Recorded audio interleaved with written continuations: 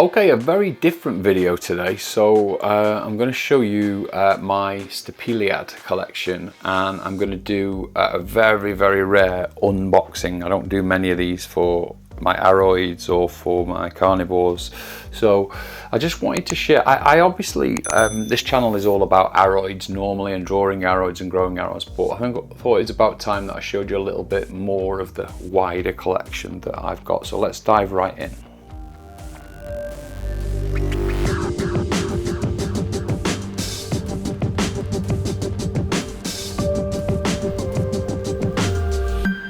So this is my Apocynaceae collection. It's not huge, I don't have a lot of them. It's in a 4-foot terrarium. I keep it very dry all of the time. Only water these very occasionally.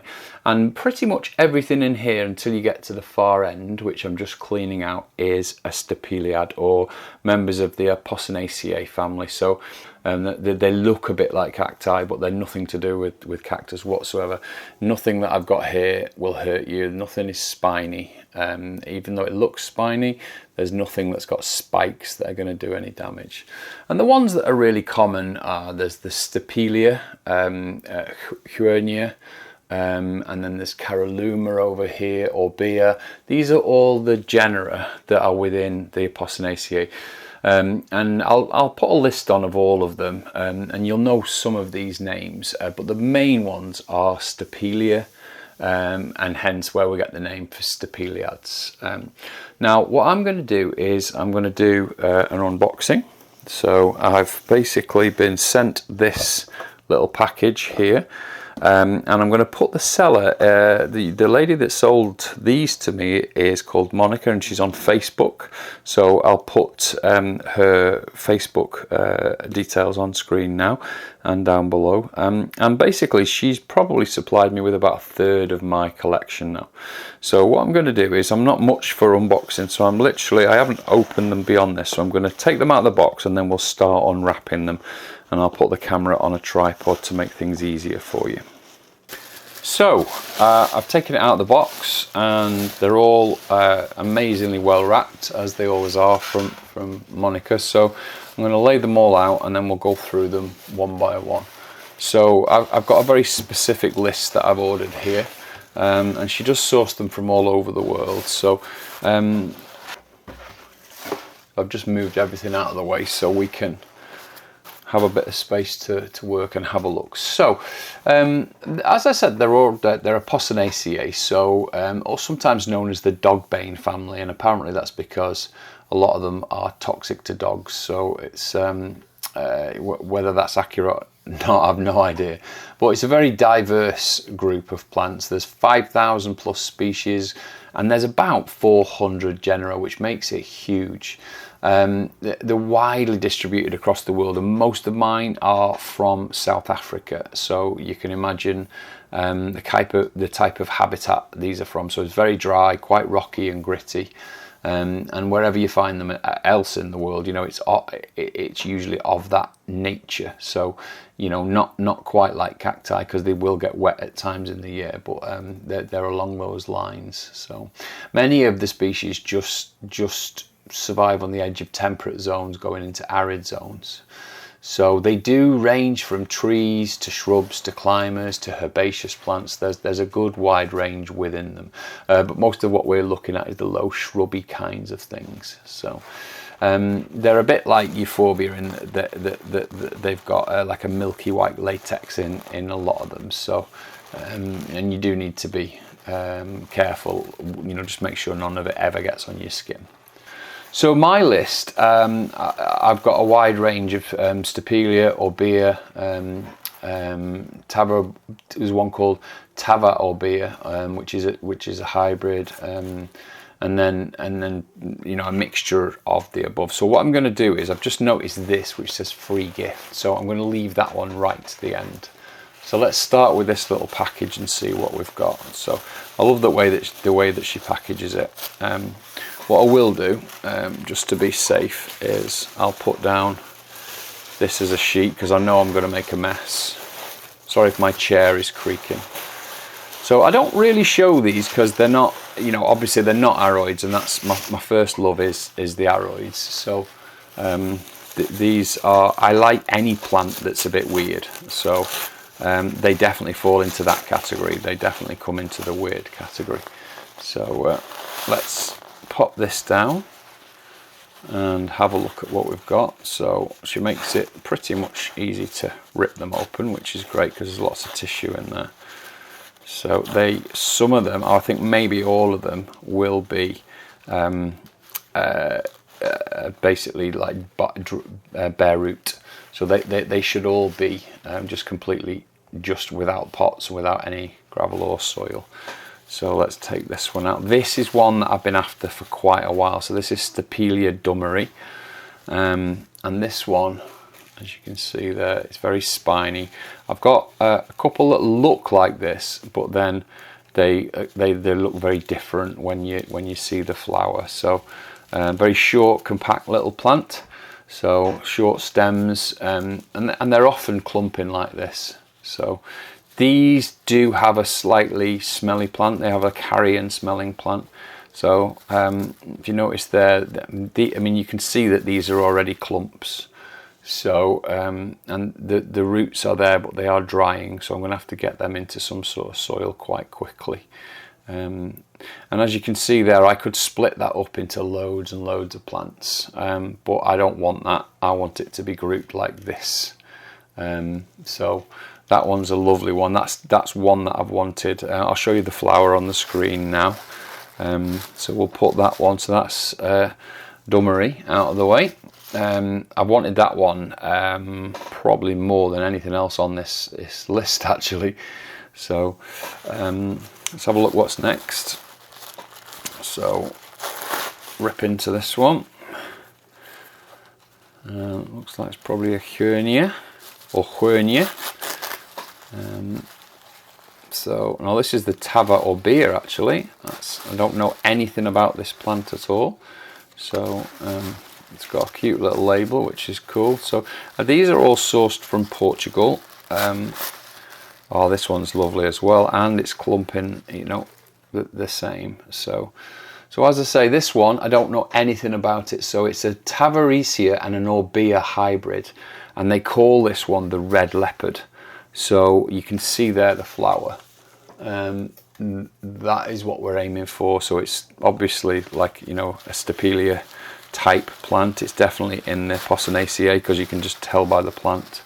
And it's gonna hopefully give me, at some point, it's gonna give me that kind of starfish red flower, which is pretty much the kind of flower shape that all of these lovely plants give us. So with those, I'm going to get a lovely, that's a really cool little group. So that one will be fine as well. So we'll leave that on one side. We can't leave these out for too long because they will dry, the roots will dry. So as soon as I've got this video done, then I'm going to just run and get them all planted. So next one, we've got Stapelia variegata, a variety, Halepedicola. So this is another one that, I'll be honest, I know nothing about. I've not had this one. It's a Stapelia, so I've got Stapelia. And what I do like about this seller is they don't scrimp on any. These most of these range from about £6 up to about 20 quid for the big ones. Oh, what have we got there? Little surprise straight away. We have a flower coming. So that's a golden ticket, that one. That's an absolute winner. So let me see if I can get a close-up on that for you. So look at that there, well rooted as well. And one, just seeing now, I've seen that to see if there is another one. Now, we might lose that, we might lose that flower before it gets out because of what's happened with the, with the travelling to get it over to me. But it would be amazing to have that and get it as a flower with, straight away. Now it does look like Stapelia variegata, which the flower does look like that. I have got that and I have had that flower. but it might be different once it gets older, and we'll see what the other genes give it. So we'll pop that one down. That's our third one. So a nice little win there with getting a flower in there. Like I say, we can't be too long doing this because we are going to need to basically get them into soil quite quickly. So let's get this one out. We'll pull it out. So this is Orbea Semota orientalis. Look at the flower on that. That is a little stunner. So again, we're going to have, you know, these are going to give me some lovely flowers. So I'm going to end up with a lovely expanded collection once I get these into the soil. So as you can see, some of them look very, very similar, and it is the flower that makes the big difference. So let's get this one out and see if we can see any little flower buds on there, which I don't think so. Only tiny, this one. Again, lots of parts, so if I wanted to split that one down, easily split that down. Looks like it might have had a flower there. Oh no, it's another little bit coming off it. But so that one is Orbea Semota orientalis. Again, I keep stressing it, I'm going quite fast because I can't afford to have these drying out too much. Now to some of the bigger ones, I could feel this was bigger straight away. They've all survived, obviously. Oh my gosh, look at that. I think I know what this one is. This is lovely. Look at the size of this. So I don't have this one, and I've never had this one. This is Stapelia berlinensis. So, and this is a chunky monkey. So let's have a look at the roots on this one. So we've got nice roots on it.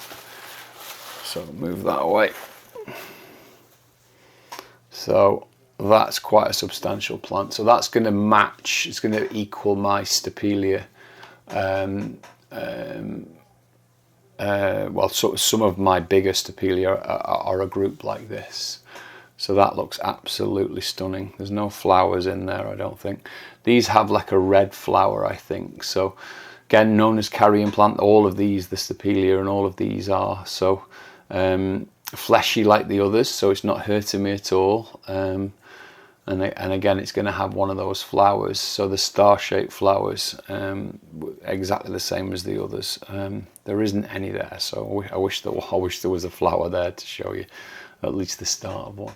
But yeah, that's a chunky one that I've been after for quite a while, which means that I know what this one is then, because this one was a bigger one. And this one, I've got a couple of these already, but I wanted more genes. Obviously, I'd love to be able to breed these at some point. And this is the staple of Stapelia gigantea, I assume. That's what it looks like. I hope so, because there's no label by the looks of things, unless I'm missing it in there. But it's quite a common looking shape, so I could spot this one from a mile away. So nice, tall, looks very much like a cactus, this one. Yeah, look at that, the roots are, I mean, they're not like aroids in any way in terms of how moist you have to keep them. They're much better being kept dry anyway.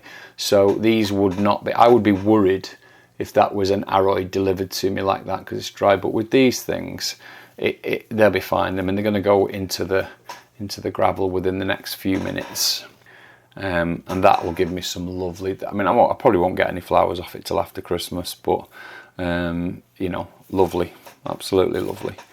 So move that one out of the way, and then we know what that one is. And now I've got a free gift, so let's have a look what this is. So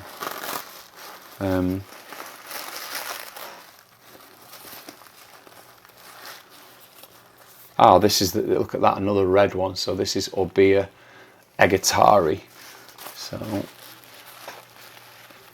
often red or maroon. So got quite a unique patterning on this one. So again, it's another stinky carrion plant. So we know it's going to smell like the others. So on flower days, you know, these are like the aroids that we keep. That you know, there are challenging days. with the smell with some of them, but that's why we love some of these things. So I put them outside whenever there's a bad smell day, but I don't get it that often, to be honest with you. And some of them just don't smell that bad, you know, as much as people say they do. So yeah, there you go, another clump. So this one will hang down out of the pot. There's that much of it, and you can see its growth habit there is a little bit different. It's a bit of a runner there. So look at that, that's lovely. So again, I'm going to split a lot of these off when I'm going to pot them all up for tonight and get them all into gravel, and then I'm going to think about splitting them up once they've established. So lovely little crop there. So I put them all into terracotta, and I just use a very, very standard cactus mix. So I don't mind having quite a bit of feed in there, so a little bit of Osmocote in there is not a problem, but lots of grit and lots of gravel and lots of perlite to make it very, very well draining. So it's not as bad as cacti, but it needs to be of that kind. So let me go and pot them up, and then we'll have another look. So there we go, very quick potting up session. So just straightforward cactus soil with grit, and then the gravel on the top. So I might well split these down a little bit. I just wanted to get them into some soil, and the soil is a little bit more moist than I would normally have it. I wanted them to, you know, I want those roots to survive. So I've made sure that it's at least moist. It's not, you know, not too dry. And then I've just potted it up in the way that you can see. So I've literally aimed everything the right way. So split them into little groups where I feel that they're needed. And then, you know, gone ahead and just top dressed it with the gravel that I use. And then they're ready to go into the terrarium. So let's load them all in while I'm recording this. So we'll just come up here, and I'm not going to break them down into the specific genre yet, genera yet, because what I'm going to do is just pop them in here and leave them for a week or two, so that they can just acclimatise. So there might be some issues with the way, you know, there's some roots exposed on some of these. So, you know, I might not have got this completely right. So let's get them in here, and we'll leave them in here. There's no heater on here at the moment. There is actually a heater at the back here, and it is temperature controlled.